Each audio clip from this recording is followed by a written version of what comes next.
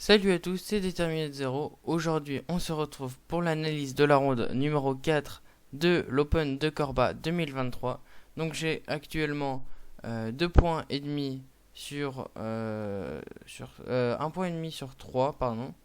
Donc j'ai eu je vais pas vous le dire pour l'instant, je vous laisse aller regarder les vidéos.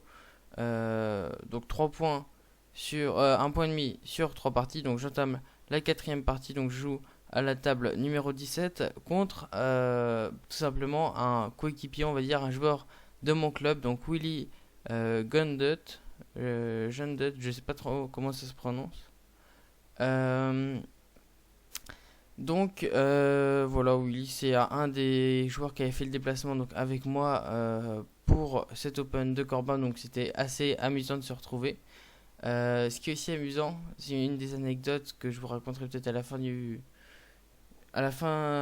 de l'analyse. Donc j'ai les blancs, donc ça c'est plutôt pas mal. Et donc j'affronte Willy qui est classé 1578, donc il a 100 points d'autre plus que moi. Donc on va aller essayer d'aller chercher la victoire, sachant que je sais que je peux essayer de gagner face à lui. Même si bon, je connais un peu ce qu'il joue, je sais qu'il joue très régulièrement la française. Bon, je me suis pas spécialement préparé. J'ai juste regardé vite fait, bon, quelques variantes, mais pas grand chose. Donc je m'attends à ce qu'il me joue une française. Bon, on va voir tout de suite ce que ça va donner. Donc évidemment, je joue E4. Il me joue le coup E6. Donc ok, il me joue bien la défense française, pas de problème. Moi, j'accepte très bien. Ici, ma variante c'était quoi? C'est D4, D5 et cavalier C3. Ça m'est arrivé une partie de liste récemment que je fasse ici le coup E5. Mais E5 évidemment on se prend C5 et on est obligé de jouer C3. Et c'est très désagréable parce que soit il y a des Dame B6 ou il y a même des C4 directement, on va fermer le centre. Avec des idées de B3. Enfin, bon, c'est un peu complexe, mais ici vous voyez on a un centre très fermé avec un fou de case blanche qui joue pas du tout. Donc évidemment j'ai pas voulu refaire la même erreur. Je joue cavalier C3. Sur pion prend, je vais faire cavalier prend. C'est la partie, donc pion prend, cavalier prend. Et me joue cavalier D7. Donc ok, première surprise ici. Je m'attends à ce qu'il rebondisse en B6 pour empêcher toute idée d'avancer le pion. Bon, je me développe normalement et je me dis quoi? Je me dis ok, tu connais pas trop la française, Pierre. Lui, parce que je sais que c'est un grand amateur, on va dire, de française. Il joue beaucoup la française, il connaît beaucoup la théorie. Donc je me dis cavalier D7, ok. Il est dans sa prépa. Il connaît très bien. Je vais le sortir de sa prépa. Donc je me dis quoi? Je me dis ok. Pierre joue un coup que t'aimes bien, mais qui lui fait sortir de sa prépa. Ok, je joue G3. G3, avec des idées de fou G2. Et d'aller taper sur cette très belle diagonale. Je me dis ok, s'il fait B6, je vais fou ici. Et s'il vient là, j'avais prévu de faire par exemple un échec. Et je vais gagner le fou. Donc il peut pas jouer ça directement. Et du coup il va être obligé de jouer un coup genre comme ça. Je vais pouvoir prendre. Et maintenant c'est moi qui ai un fou très actif. Il faut enlever ce cavalier en fait qui peut être gênant s'il met son fou en B7. Mais avec le cavalier échec je gagne un temps. Donc ça c'était bon. Donc je joue ça. Il joue cavalier Gf6. Ok, il développe ses pièces. Et il propose l'échange. Alors ici j'ai deux coups qui me viennent à l'esprit. J'ai l'échange ou j'ai sinon fou G2. Fou G2, je me disais ça. Je me dis prise, prise. Mais le problème c'est quoi? C'est cavalier F6. Fou revient. Et ici, j'ai perdu un temps. On va dire. J'ai perdu un temps, pourquoi? Parce qu'ici, si je fais la variante que je veux jouer dans la partie, cavalier prend, et fou G2, on a la même position. C'est à lui de jouer donc. On a exactement la même position, avec juste un coup de moins en fait. Donc ça passe, c'est vrai. Mais ça m'allait mieux. Je sais pas pourquoi. C'est vrai que c'était peut-être mieux de faire fou G2 d'abord, parce que évidemment ici, on va obtenir le même résultat, et j'ai même plus de variantes intéressantes ici. J'ai pas de coup forcé, c'est-à-dire que si voilà, je peux obligé de revenir en G2, je peux aller en D3, je peux aller en F3. Mais ok, j'ai décidé de prendre. Ici, j'ai pas hyper bien calculé. Bon, je joue fou G2. Il joue C5. Ok, bon, C5, l'idée, je l'ai assez vite comprise. C'est que sur pion prend C5, il va bien évidemment faire dame prend, roi prend, fou prend. Et ici, il commence à attaquer. Le cavalier qui peut venir à tout moment, donc je vais être obligé de jouer des coups comme F3. Et F3 qui bloque mon cavalier, mon fou. Donc évidemment, je ne veux pas jouer des variantes comme ça. Donc, je prends pas le pion, je peux pas le pousser encore parce qu'il protège 3 fois. Et j'attaque seulement 2 fois la case D5. Donc ici, je décide de me développer tranquillement. Je joue le petit coup fou E3. Fou E3, mon idée c'est quoi? C'est qu'il joue un coup bon, normal avec mes genoux H6. Sur pion prend, déjà maintenant il n'y a plus fou prend. Et sur dame prend, j'ai tour prend. Donc ici j'ai un pion de plus. Un fou très bien placé. Lui, bon, il a des pièces placées normalement, mais il fait petit roc. Petit roc, et vous voyez cette position, j'ai juste un pion de plus et des pièces qui vont se développer légèrement plus rapidement. Donc tour ici. Hop, vous voyez, mes pièces sont beaucoup plus actives, il ne peut pas bouger sans fou. Donc là, j'ai une position que j'apprécie beaucoup. Donc ici, fou E3, ça me va. Il joue, pion prend.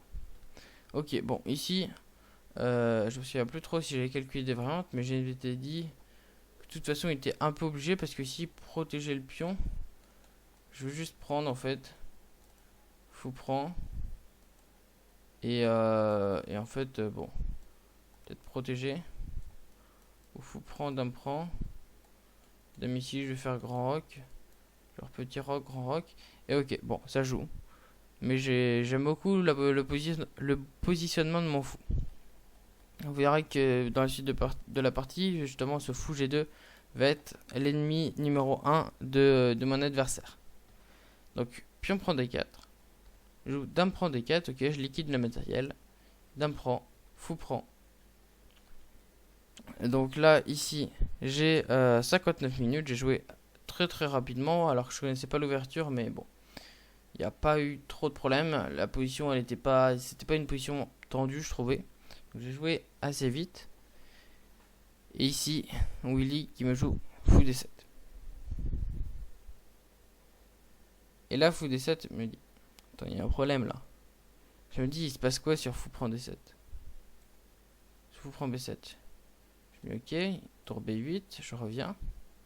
Et tour prend B2, ok. Je calcule un peu la variante dans ma tête. Et là, je vois en fait il y a fou prend B2 en fait. Le pion est protégé.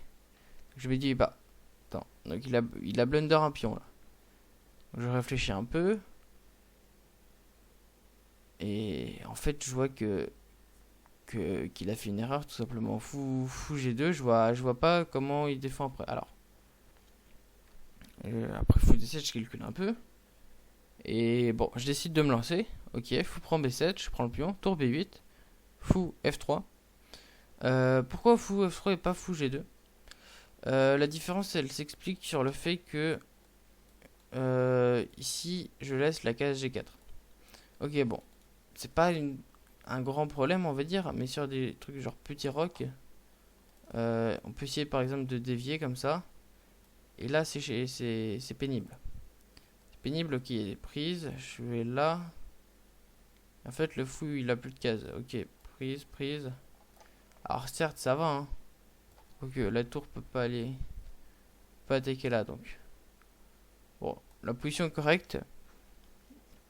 Mais il y a des idées où mon fou, il va pouvoir se faire dévier. Et bon, je voulais pas laisser la case G4 surtout à ce cavalier.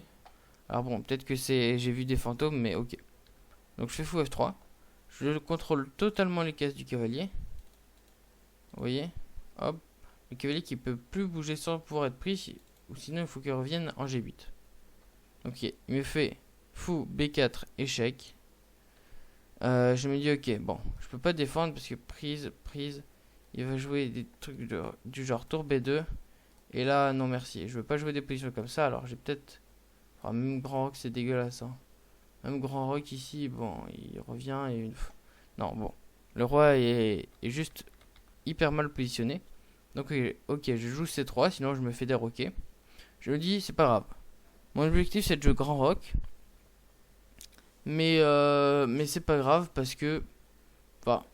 Et encore, je pouvais aussi jouer petit roc.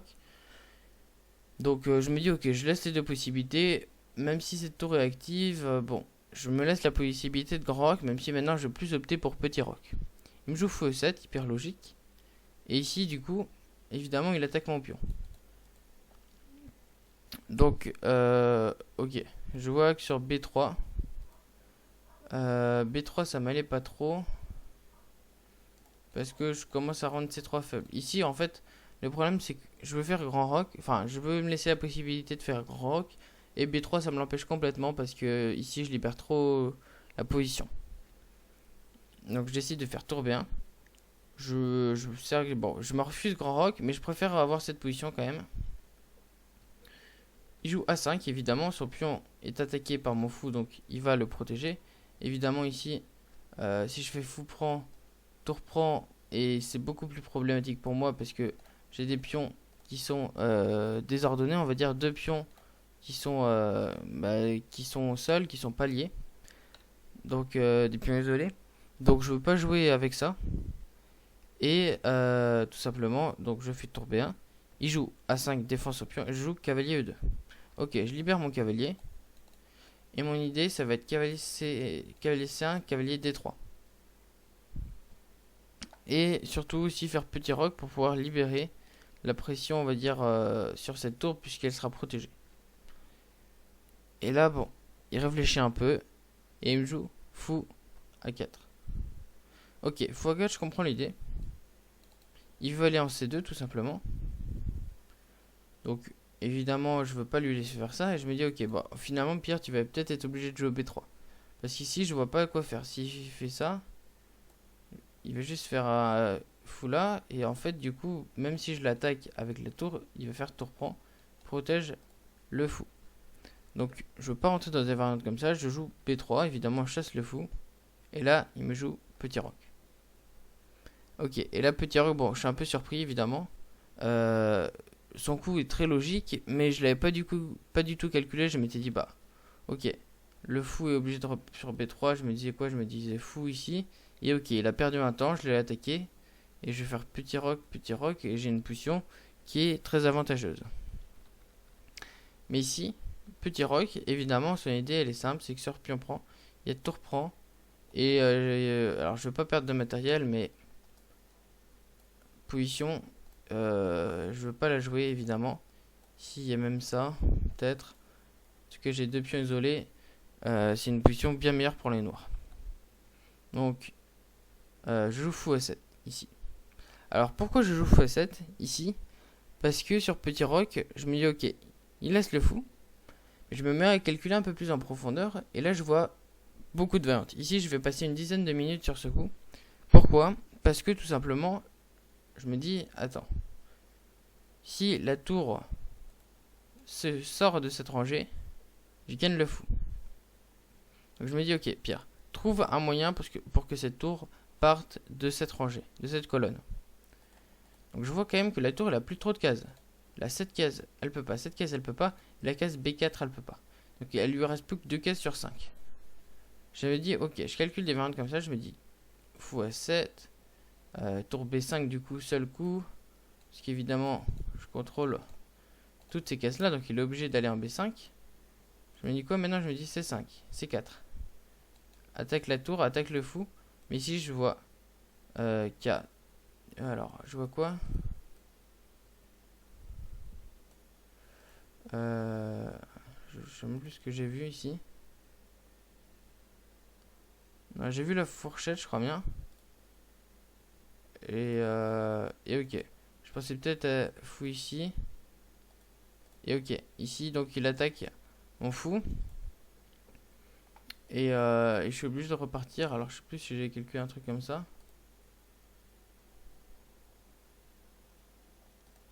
Je sais plus trop. Non, j'ai peut-être. Bon, il y a des variantes un peu complexes. Mais c'est pas surtout ça qui m'a fait jouer x7. C'est surtout que du coup, bon, ça j'ai vu que ça marchait pas trop. Mais sur x7 tour B5, je me dis cavalier D4. Cavalier D4, bon, j'avais calculé ça. Parce que pion C4, je voyais que ça marchait pas. Je sais plus trop quelle variante, ça fait longtemps que j'ai joué la partie, mais je voyais que ça marchait pas trop. Et là, je vois aussi tour F5. Échec. Et là, bon, maintenant ma tour est plus attaquée. Alors que sur C4, du coup, il n'y avait plus l'échec parce que le cavalier était en E2 pour protéger l'échec. Mais ici, je peux me permettre, il peut se permettre de faire tour échec. Alors peut-être que sur la variante de tout à l'heure, il y a peut-être des menaces comme ça. Je sais plus trop ce que j'avais vu, mais il y a peut-être des menaces comme ça. En tout cas, il y a un cavalier cloué. Bon, la position est meilleure, mais je voulais pas me retrouver avec une variante comme ça. Parce que je suis obligé de repartir et ça se complique pour moi, quoi. Voilà, je rentre dans des variantes comme ça, ou sinon, je vais ici et bon. C'était pas trop ce que je voulais avoir quand même. Donc, ici, je vois ça. Et je me dis, ok. Donc ça marche pas. Mais je calcule quand même une variante, c'est la partie x7. Et je me dis quoi? Oui, sur tour B5, je m'étais dit peut-être C4. Alors je me souviens plus trop. Tour B5, C4. Et fou. Et sur tour ici. Alors, je me souviens plus comment est-ce que j'ai calculé. Tour ici. Ah voilà. Je me souviens ce que j'avais vu. C'est bon. Ici, donc j'avais pas vu C4. Parce que il va attaquer le fou. Mais j'avais vu un autre coup. Ici, j'ai vu fou C6. Et fou C6, l'idée elle est assez intelligente, c'est que maintenant qu'il y a le cavalier, il peut pas jouer ça parce que maintenant il y a fou prend. Donc ici en fait, sur fou ici, fou C6, eh ben tout simplement je vais gagner une pièce. Il peut pas m'attaquer une de mes deux pièces, c'est assez surprenant, mais vous voyez, toutes les cases ici sont protégées, toutes les cases où il peut m'attaquer mes fous sont protégées, et en fait du coup je vais tout simplement récupérer un fou.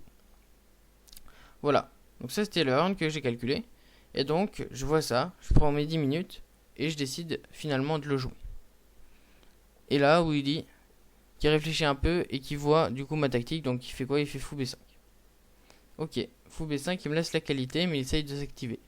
Je fais fou prend évidemment, tour prend et petit roc. Certes j'ai un alignement ici, mais je vais essayer de m'en dépêtrer assez rapidement. Et puis je le voyais pas très dangereux cet alignement parce que ok, s'il bouge là, je fais prise, tour ici, et ok, je vais juste liquider le matériel. Et s'il fait rien, je veux juste jouer tour E1 ou juste C5 par exemple, C4. Et tout va bien en fait. C4, j'ai mon pion passé en plus. Donc ici, je joue fou D3, ok, attaque ma tour. Tour D1. Alors, je réfléchissais à la mettre ici pour maintenir un contact avec le pion. Je voyais des trucs genre A4. A4, A3. Et c'est assez pénible parce que du coup, ou même menace l'échange. Alors pour l'instant ça va, mais vous voyez, il peut s'activer comme ça. Je voyais des fous qui commencent à attaquer. Un truc peut-être comme ça, tour bouge. Et ok, ici il y a plus de problèmes. Alors, ouais, c'était plus A4 je crois qui m'embêtait ici. Donc évidemment sur pion prend, tour prend. Et donc ici il y a quand même une pression que j'aimais pas trop. Donc ouais c'est ça, A4. Et après qu'est-ce que je fais en fait? Ok, sur tour 1 qui enlève le cloche. Je vais juste commencer à faire fou ici. Et là maintenant il va commencer à gagner un pion. Tour prend, pion prend, pion prend, tour prend. Et ok, je lui laisse ici des chances de contre-jeu. Donc c'est pas ce que je voulais avoir. Donc sur fou D3, tour BD1. Et sur fou prend E2, je prends. Alors ici j'avais calculé une variante. J'avais calculé tour fou C2. Je m'étais dit fou C2, ok, juste tour D2. J'attaque. Et il est obligé de revenir. Ok, je vais commencer à doubler, menacer des maîtres du couloir. Donc c'est nickel. Donc ici, il prend. Donc à partir de ce moment-là, on est en 20ème coup. J'ai 44 minutes, il en a 39. Donc vous voyez, j'ai perdu 15 minutes. Donc beaucoup de temps, surtout sur x7. Qui était pour moi très important à calculer. Je pense que c'était le bon moment. Puisque ça m'a permis de gagner une qualité. Donc ça, c'est assez cool. Donc j'ai ici une qualité pion de plus parce qu'après fou prend, du coup je suis à plus 3. Il me joue cavalier E4, ok, logique, il active ses pièces. Évidemment, ici si je fais un coup normal, hop, je me prends ça et bon, ça va être un peu problématique. Il commence à activer ses pièces, maintenant que j'ai mon fou qui est plus sur cette grande diagonale, qui empêche le cavalier de bouger. Donc ici, je joue tour D7. Alors, ça l'a un peu surpris, ça je l'ai vu durant la partie. Pourquoi? Parce qu'on pourrait se dire, ok, en fait, je vais juste protéger mon pion et c'est bon. Mais ici, je me disais, protéger mon pion, c'est pas top. Pourquoi c'est pas top? Parce que en fait, je me disais, cavalier C5, je crois. Cavalier C5. Si il va là, ok. Je voyais des coups comme fou G5. Alors ici, je peux pousser, ça j'avais peut-être pas vu. Mais ça, ces pièces commencent à s'activer dangereusement. Je vois des trucs comme ça. Je me dis, ok, je retourne ici pour chasser le cavalier. Eh ben, je perds tout simplement le pion. Menace de prendre après le fou. Je me dis, ok, sur cavalier 4, tour D4 pas possible parce que sinon, tour D3 pas possible parce que sinon on va faire une sorte de perpète. Je me disais ça, je me disais tour ici. Tour D4 pour empêcher le cavalier de venir. Mais ici, ok, il commence à s'activer. Maintenant, je peux plus protéger le pion, enfin je peux faire ça. Mais ici, qu'est-ce que j'avais vu? Je sais plus, j'avais vu... je sais même plus ce que j'avais vu, mais voilà. La position ici, elle me semble pas incroyable parce que bon, ok, je fais ça, mais j'avance pas quoi. Ok, il revient, il menace à nouveau de faire cavalier ici. Peut-être de venir à F3, alors pas pour le moment, il y a le fou, mais il y a des idées comme ça et en fait, je vois pas comment j'avance parce que cette tour maintenant elle bloque mon pion passé. Donc je vois ces variantes, je me dis ok, embêtant, donc je fais quoi? Tour D7. Avec une variante assez bizarre, mais l'idée c'est de tout liquider, c'est quoi? Bah c'est la partie, vous allez voir, cavalier prend, tour prend, cavalier prend sur échec, et en fait ici j'ai perdu un pion. Ici j'ai perdu un pion, mais ça je l'avais calculé, ça me dérangeait pas tant que ça, parce qu'après roi G2, quelle est la partie? J'ai une tour très active, son cavalier ok il va falloir qu'il ressorte, et maintenant en fait je vais pouvoir doubler les tours. C'était exactement mon idée, je liquide un pion pour avoir une meilleure activité, parce que ok ce pion il est bien, mais si je commence à le défendre, son fou va devenir trop puissant, surtout qu'on est sur une position ouverte, donc ça me pose pas de problème.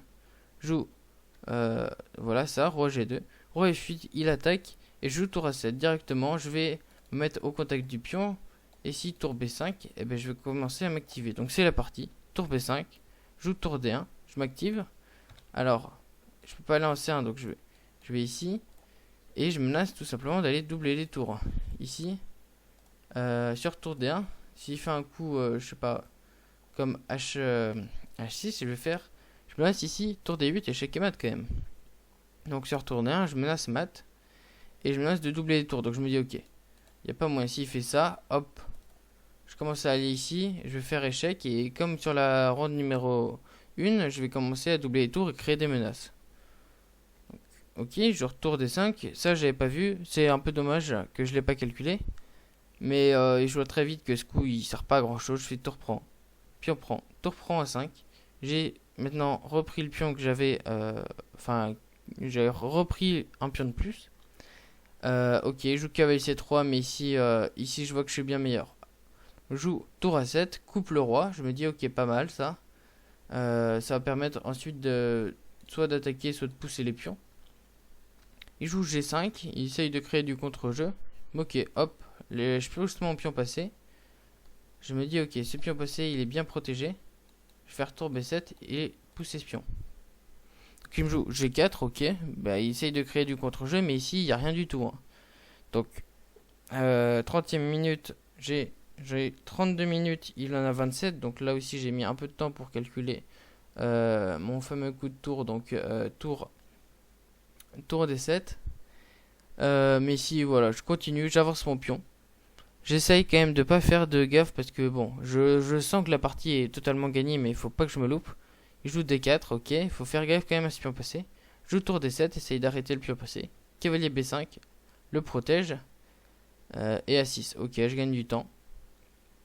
Et je menace tout simplement A7, cavalier prend et tour prend. Mais ici, roi E8, et là je réfléchis un peu. Là je réfléchis un peu, pourquoi? Parce que je me dis, ok, Pierre, si tu pousses le pion, il y a des idées avec ça. Pion pousse. Alors il y a promotion, donc c'est peut-être pas ça que je voyais, mais dame échec, je vais là. Et ok, il y a ce pion passé, il y a ce cavalier. Bon, évidemment c'est 100% gagnant, Mais je veux éliminer ce cavalier.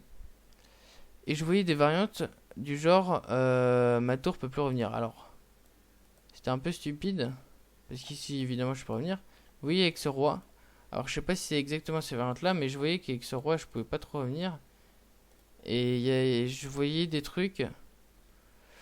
Je voyais des trucs où finalement ça marchait pas trop. Alors, je voyais aussi. Je voyais que je pouvais le sacrifier.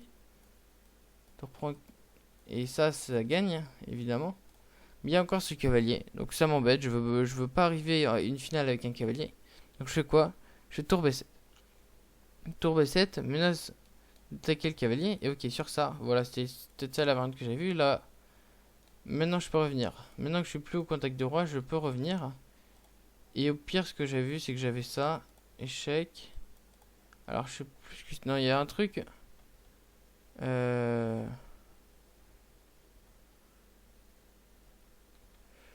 Je sais plus trop comment c'était. Un truc du genre roi. Ouais, je m'en souviens plus, mais genre pion avance, pion avance, pion avance. Voilà, c'était ça ma variante. Et ici, du coup, je vais faire dame échec et mat. Donc, je fais dame en premier et je mate. Un truc dans le genre, avec des promotions mat. Enfin bref. Donc ici, donc bon, c'est pas la partie. Donc, je joue tour B7, empêche tout contre-jeu. S'il fait ça, je vais se faire échec et aller promouvoir. Je voulais absolument pas que le cavalier puisse tout simplement m'empêcher de gagner la partie. Donc voilà, je fais ça. Et ici, mon adversaire qui décide d'abandonner. Donc ouais, c'est assez cool. Je gagne donc cette partie. Ça me fait 2 points et demi sur 4, donc c'est plutôt bien. Je bats surtout un adversaire classé 1578, donc plutôt bien. Alors bon, Willy était peut-être pas... Enfin, je sais pas s'il était pas très en forme. En tout cas, à la ronde numéro 1, je crois il a fait nul contre une joueuse classée 1050 et quelques. Donc vraiment une contre-performance de sa part, mais c'est vrai que là, bon, il avait pas très mal joué. En tout cas, ici dans cette partie, bon, c'était pas la plus propre partie qu'il ait joué, puisque bon, après avoir gagné la qualité, j'ai eu pas trop de soucis. Donc je vais tout de suite lancer le bilan de partie que j'ai déjà mis ici. Donc on va pouvoir tout de suite voir. Je vous laisse parier à la maison combien est-ce que j'ai eu de pression. Je vais vous l'afficher tout de suite. Et ici vous voyez 96,6 de pression. Donc vraiment une très très grosse précision. Ça fait vraiment plaisir. Ouais, bon, c'est pas des coups difficiles à jouer, puisque bon, après avoir gagné une qualité, les coups sont assez logiques, mais il fallait quand même réussir à gagner. Donc ok, E4, E6, donc la défense française, D4, D5, et on va jouer assez théorique. Donc hop, voilà, et on revient à la théorie ici. Cavalier prend. Alors, je sais pas si fou G2 est mieux. Wow. C'est à peu près pareil. Ok. Bon. Fou G2. C'est quoi la différence? Cavalier prend, fou prend et ok. C5 directement. Ok. Donc là. Sur cavalier prend. Cavalier prend. Bon, j'évite un peu C5, même si bon. Ici, il va me le jouer, mais c'est moins dangereux. Ici, fou E3. Ok. Une de mes deux seules impressions de la partie. L'ordi préfère cavalier F3. Qui paraît logique, mais ici je voulais menacer de gagner un pion au lieu de tout liquider. Évidemment, je joue pour le gain. Donc ok, il a pris. Dame prend ou fou prend, c'était à peu près la même chose. Et fou D7, évidemment une erreur. Alors, faut vous dire que ici, l'idée de Willy, c'était quoi? C'est que je crois même qu'il m'a expliqué après la partie qu'il avait vu que ce pion était en prise, mais qu'en fait, il avait un peu inversé les coups. Il pensait à des coups du genre cavalier D5, je crois, à des petits rocs et fou D7, un truc dans le genre. Et en fait, il a complètement oublié qu'il lâchait ce pion. Donc ouais, bon, dommage pour lui. Moi, ça me profite en tout cas. Je suis assez content. On a vu ici, je crois même on a vu quelques variantes. Alors je me souviens plus trop des variantes qu'on avait vues. Mais on a vu, je saurais plus trop vous dire. Mais des variantes assez intéressantes dans l'ouverture. Avec un roi déroqué, je sais plus trop comment c'était. Ouais, je saurais plus vous dire, mais ouais. Il y avait des variantes quand même assez intéressantes à regarder. Alors je vais regarder et je vais mettre tout de suite l'arbre d'ouverture. Parce qu'on a vu ouais, des trucs genre C5, prise, roi prend. Enfin, je crois même que c'était le roi noir qui était déroqué dans les variantes qu'on avait vues. Avec un roi du coup qui vient en E7. Des trucs du genre dame prend, roi prend. Et des grands rocs, échec, roi E7. Je suis un peu, je saurais plus vous dire. Mais en tout cas, ouais, bon, il connaissait quand même très bien. Mais effectivement, il m'a avoué après la partie que fou G2, ça l'avait quand même embêté. Voilà, donc bon, il laisse le pion. Fou F3, ok, fou G2 était mieux, mais je préférais jouer la sécurité. Mais donc j'ai gagné le pion. Ok, bon, C3, meilleur coup, évidemment. Seul coup, sinon roi F1 ou sinon fou C3, mais évidemment ici, c'est pas ouf. Hein. Prise, et c'est ça. Petit roc ou tour B2. Donc C3, très bien joué.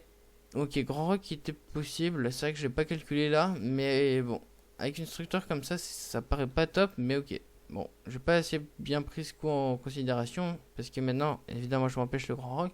Cavalier E2, très bien. Fou A4, ok. B3. Petit rock, et ok. Ça, c'est vraiment la vraie impression. Ok, fou A4, bon. Moi, je trouve ce coup assez logique, c'est surtout petit rock.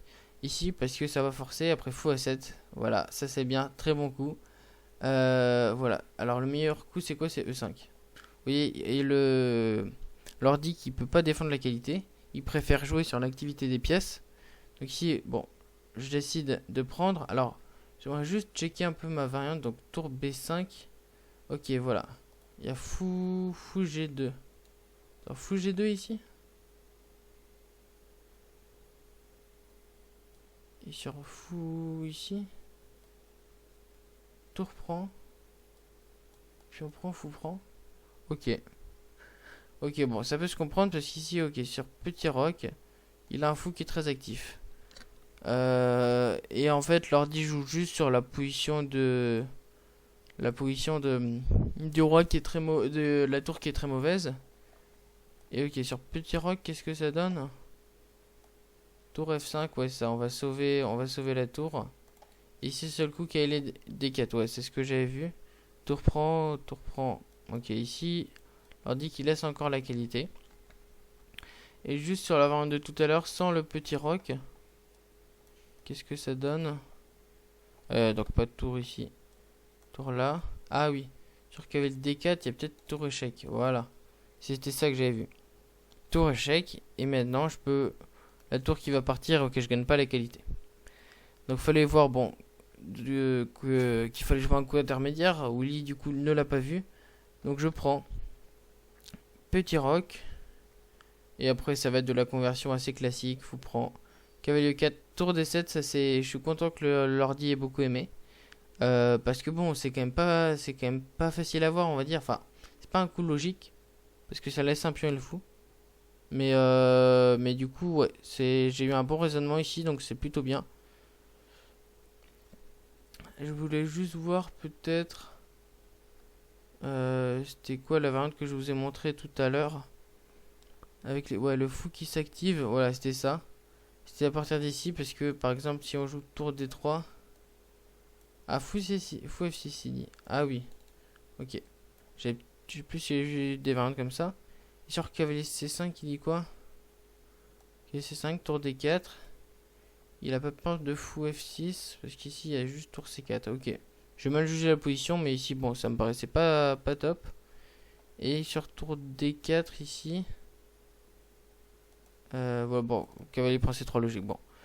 Ok, donc ça c'est bon, vraiment vraiment cool, c'est vraiment tour D7, je retiens c'est mes deux coups tour D7 et fou A7, je trouve que c'est vraiment les deux coups de la partie qui font plaisir parce que ils sont pas forcément faciles à trouver, mais j'ai plutôt bien calculé les variantes qui découlent après. Donc ok, tour prend, ok c'est bien. Tour F8, tour A7, et bon, après c'est de la conversion, un tour prend, voilà. A4, A5, tour D7, et tour B7. Et ouais, ici j'ai bien fait de jouer cette variante-là. Je vais juste augmenter le nombre de variantes. Ici, vous voyez, sur A7, voilà, il y a roi prend, dame, et vous voyez, que plus 5. Et sinon, qu'est-ce qu'il propose d'autre, juste? Donc ici, voilà, ici. Ouais, sur tour D5. Je saurais plus vous dire, malheureusement. Mais j'avais vu des variantes où ça marchait. Il y avait de la promotion intermédiaire. Et de la promotion échec et mat. Donc ici, ouais, tour prend D4 sinon. Sinon A7 ou tour D5. Ok, tour D5, j'avais vu ça. Et c'était peut-être cette variante là. Des trucs comme ça. Qui prend tour. Bon, bref. Bon, voilà, tour B7 le plus précis qui permet de forcer la promotion. Ou sinon, parce que s'il pousse, on va juste récupérer le cavalier et manger le pion. Voilà, donc aussi pour la petite anecdote qui est assez rigolo, c'est que durant ce tournoi, Willy, donc il a un homonyme. Ce qui est assez drôle, c'est son adversaire, c'est Willy. Jean-Lé, je sais plus trop, je saurais plus vous dire, ou Jean-Ré. Je vous dirai ça à la fin du tournoi si je retrouve son nom. C'était assez rigolo parce que bon, Willy, ça existe. C'est pas un prénom qui existe beaucoup. Et puis là, ils se retrouvaient tous les deux à jouer une partie. Et puis ce Willy là, d'ailleurs, il était vraiment à la table juste à côté. Donc ils avaient un niveau quasi similaire. Et ils voulaient absolument se rencontrer, évidemment, parce que bon, c'était quand même assez rigolo. Malheureusement, ils ont pas pu le faire pendant le tournoi, mais bon, c'était plutôt drôle. En plus, il était très gentil, Willy.